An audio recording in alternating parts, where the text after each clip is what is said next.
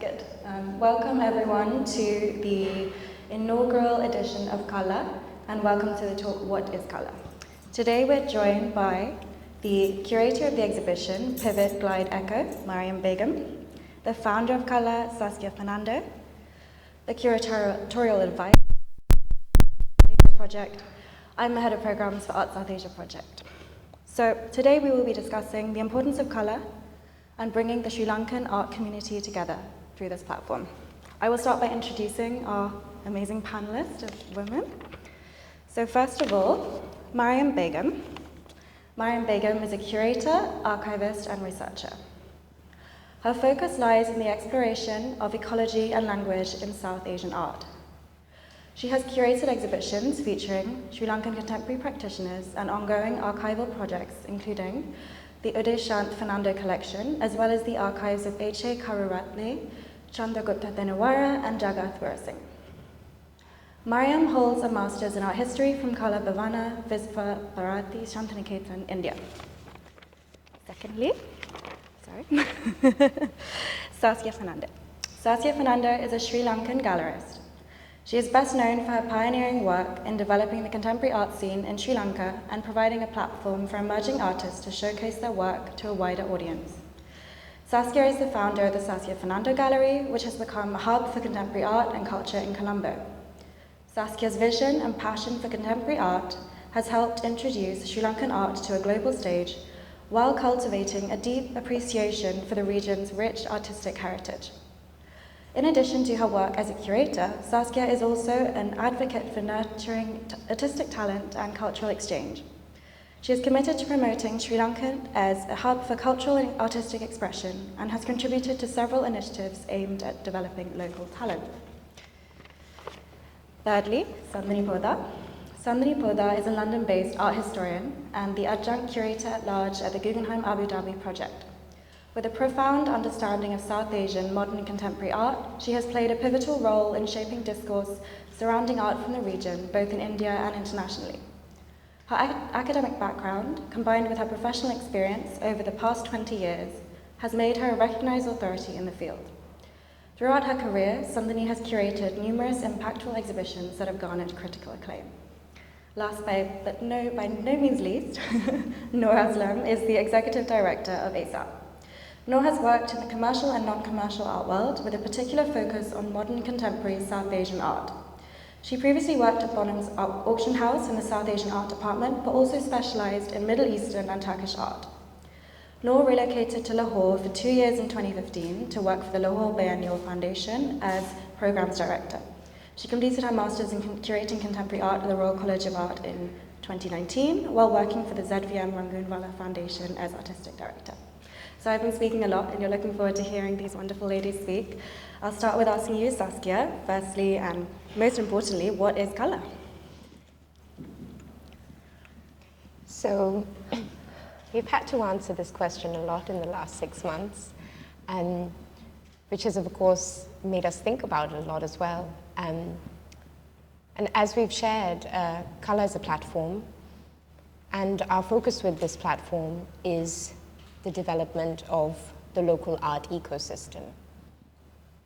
But in the conversations that led to the project KALA coming to life, it became apparent and very important from advice that I had from peers and mentors that establishing a platform of this nature couldn't be done only locally. Our focus had to be regional, because in order to benefit the visibility of Sri Lankan art internationally, we would also have to strengthen partnerships with the region, as well as learn from the region. I think another really good way to explain what is KALA is via the partnerships that we've been able to bring together in the last 6 months. KALA wouldn't have come into being if not for its association with the Lionel Wendt Memorial Fund. And it's this piece of the puzzle that actually began the journey that we've been through in a very short space of time. And the reason for that was we wanted to establish this platform as soon as possible because we felt very strongly that it was a timely project. And this partnership with the Lionel Wendt Memorial Fund and what we've been able to do in this space of time in this amazing center is an example of what we're trying to do with color. We're trying to revive, we're trying to build partnerships, and all of this and how it affects the local art ecosystem speaks for itself.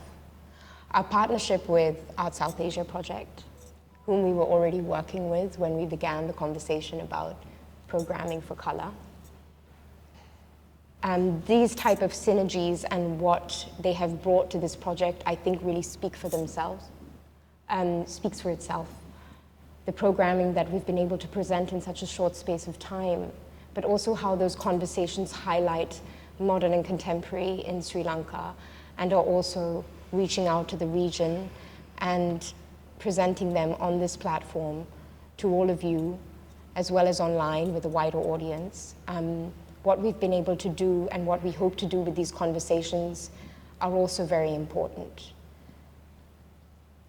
Working as a gallerist over the last 15 years in Sri Lanka, I feel that I've been in a very strong position working with artists, collectors, patrons, institutions, the international art world. And via that role, I've been able to make certain observations and connections and friendships. However, as a gallerist, I've only been able to work with a smaller group of artists. And then over the last few years, it became apparent to me that a lot of development that was needed locally was more involved in building community, building partnerships, building collaboration in this local art ecosystem. And as a gallerist, I was not in a role to move my focus from my stable. And hence, this project came into being via multiple conversations because of a passion, a shared passion, that all the people involved in this project had for the arts in the region. And via this platform, at the end of the day, what we want to do is focus more on local artists, young artists, established artists, strengthening that visibility. And via this platform, we're able to do it on a much larger scale. At the same time, this is our first iteration. We are in our infancy. And the reason we have called this a platform and not a festival and not an exhibition and not a biennial is because we want to have that flexibility to learn as we go. This will be an annual presentation. And we acknowledge that we're at the very beginning of this project. We're trying to rethink structures. We're trying to rethink the way in which we do things, not only in Sri Lanka, but in the region. And that is going to take us time, and that will perhaps change every single year. But we do hope that we will only build stronger partnerships every year, locally and in the region, and that we will only be able to prove further our intentions with KALÀ. Thank you so much, Saskia.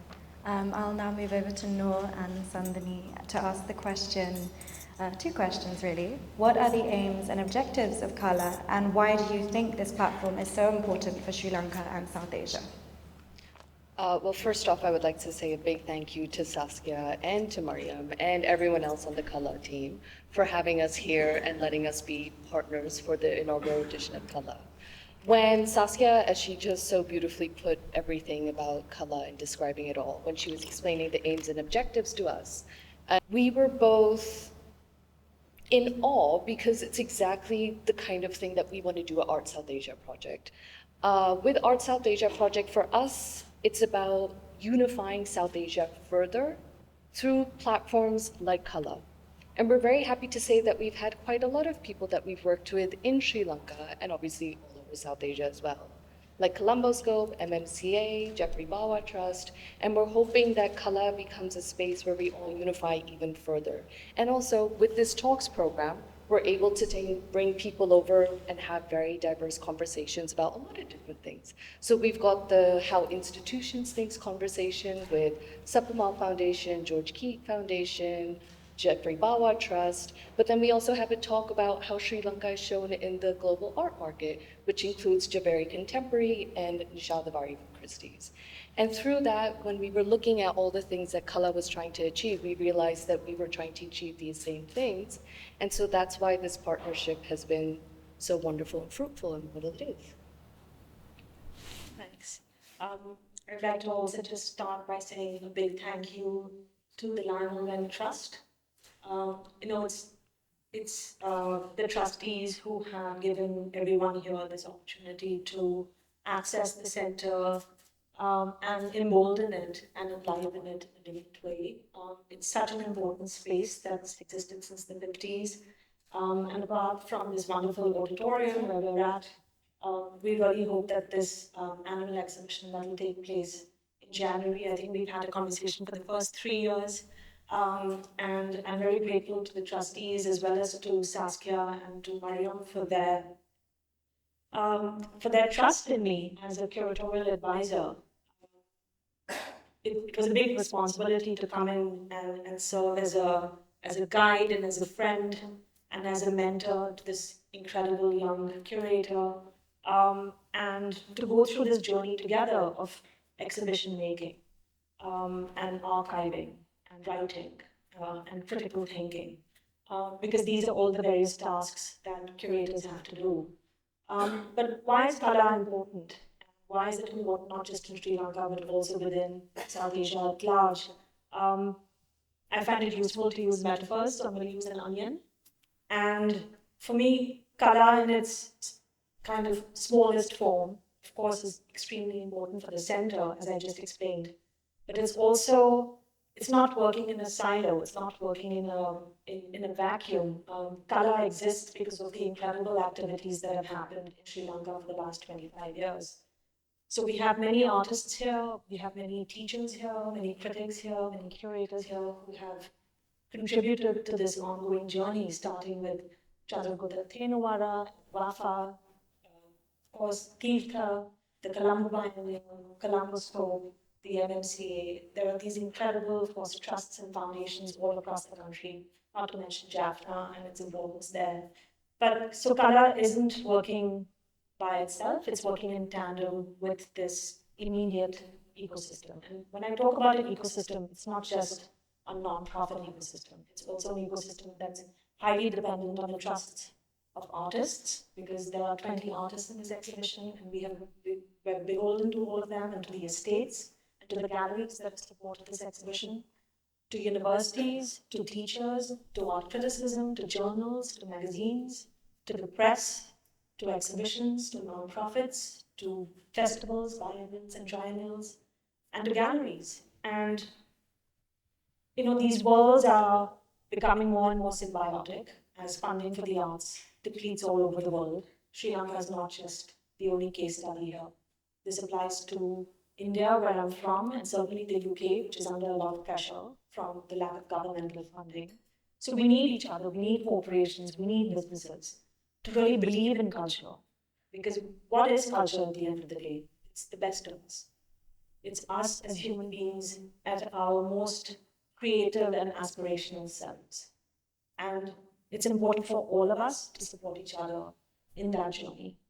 So outside, let's open the onion a little more. So what is KALA and why is it important in South Asia? Well, South Asia, of course, is we include Afghanistan as well, India, Pakistan, Bangladesh, Nepal. Again, incredible activities happening across the region. We know geopolitically that India and Pakistan, we can't travel to each other. I've never been to Lahore, I've never been to Lionel. This is a huge gaping hole in my own education as a historian, as a curator.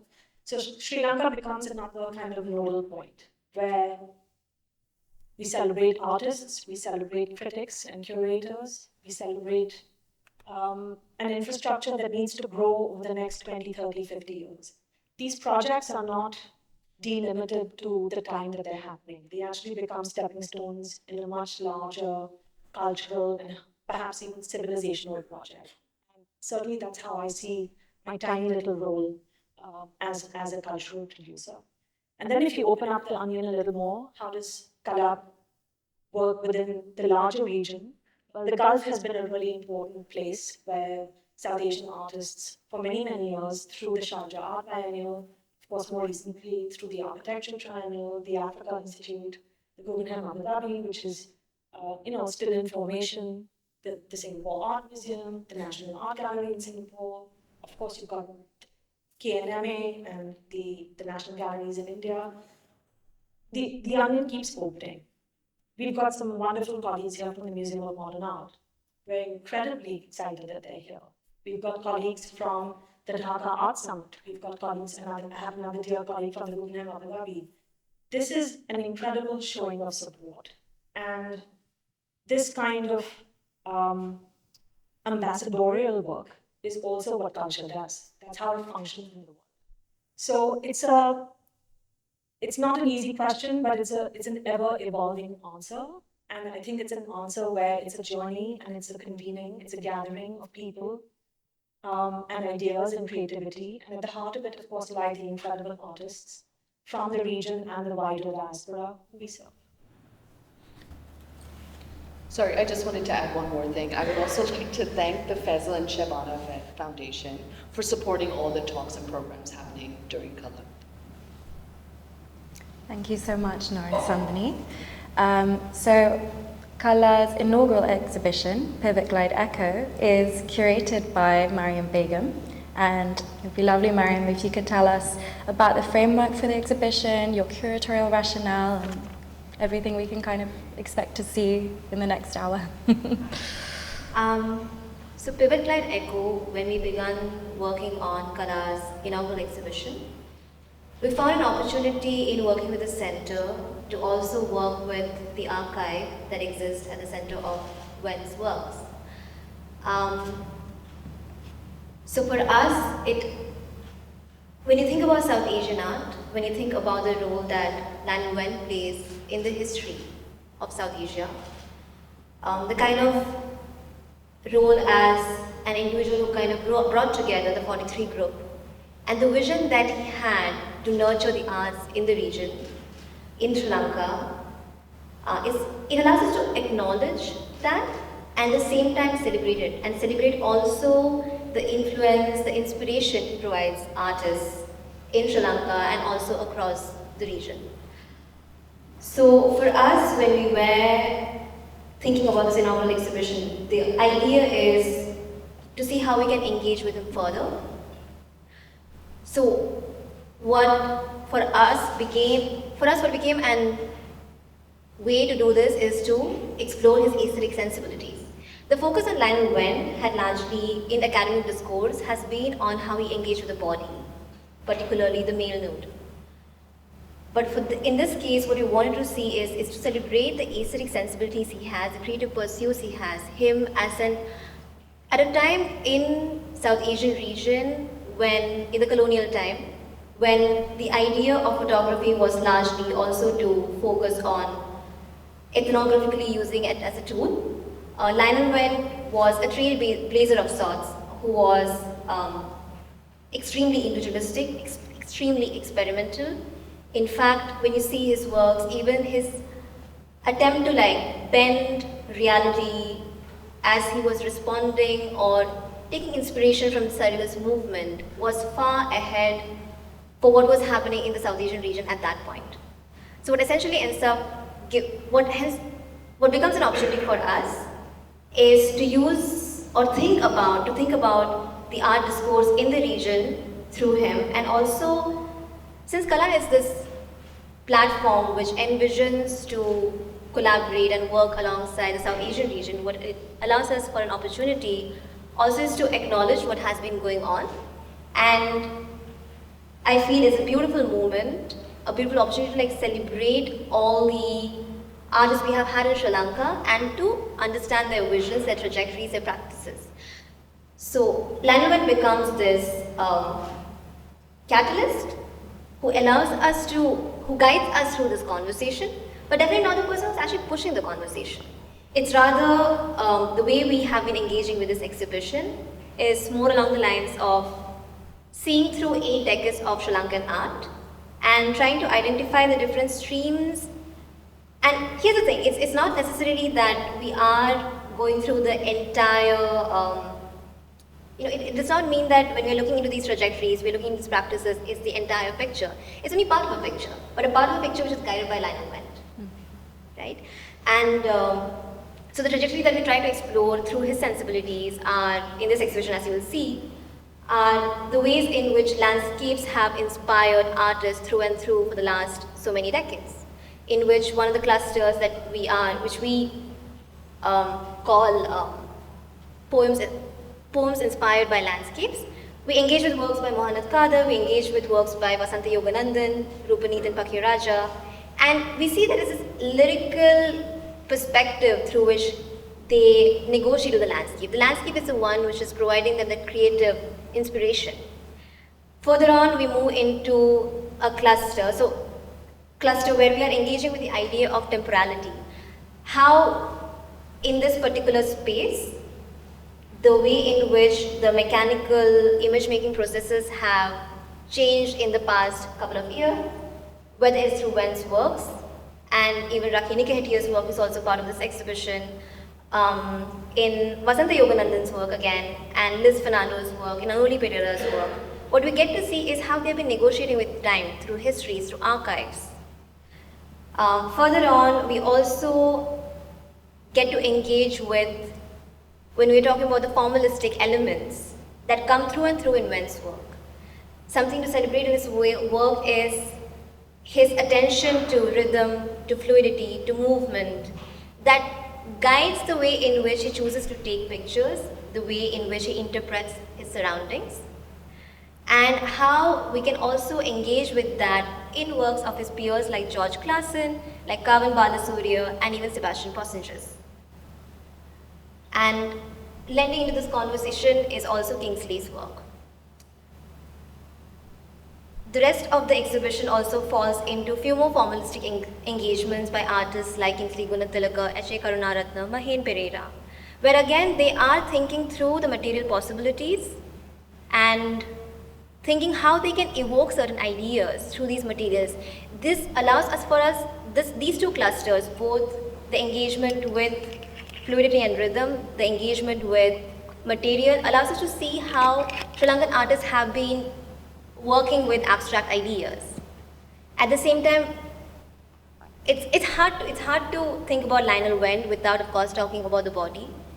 And we get to work with Cassie Machado, Saskia Pintalon, Mahen Pereira again, and George Keat. It's a lovely piece by George Keat.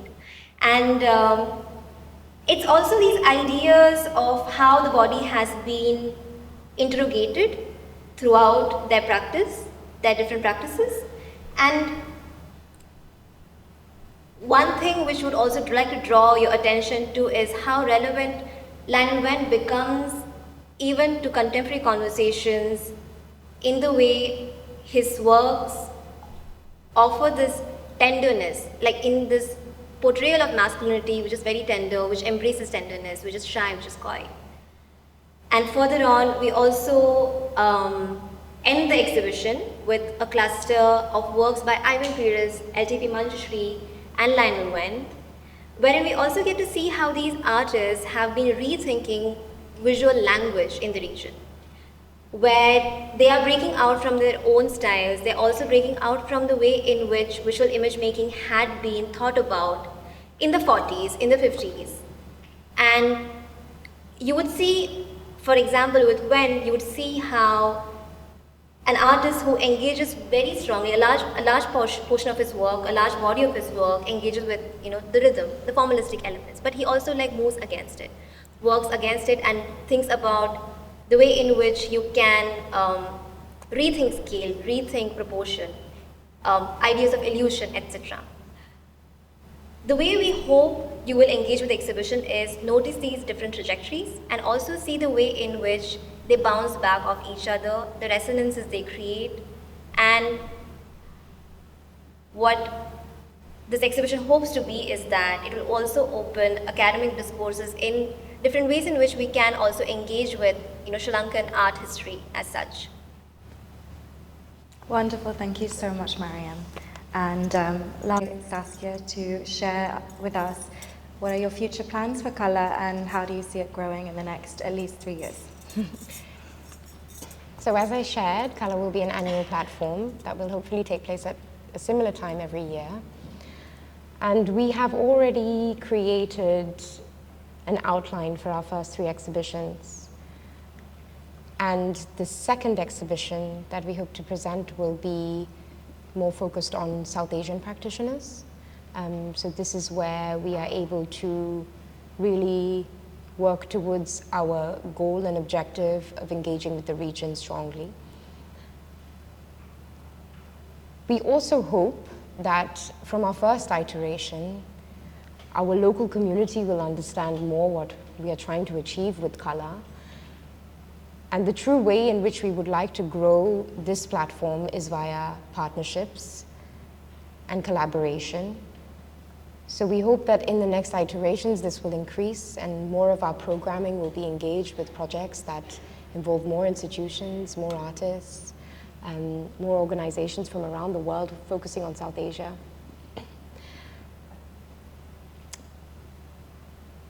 And at the end of the day, KALÀ is about community.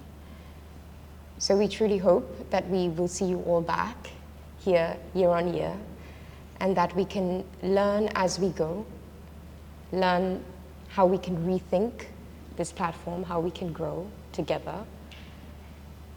And we do hope you enjoy this very first iteration. Thank you for joining us.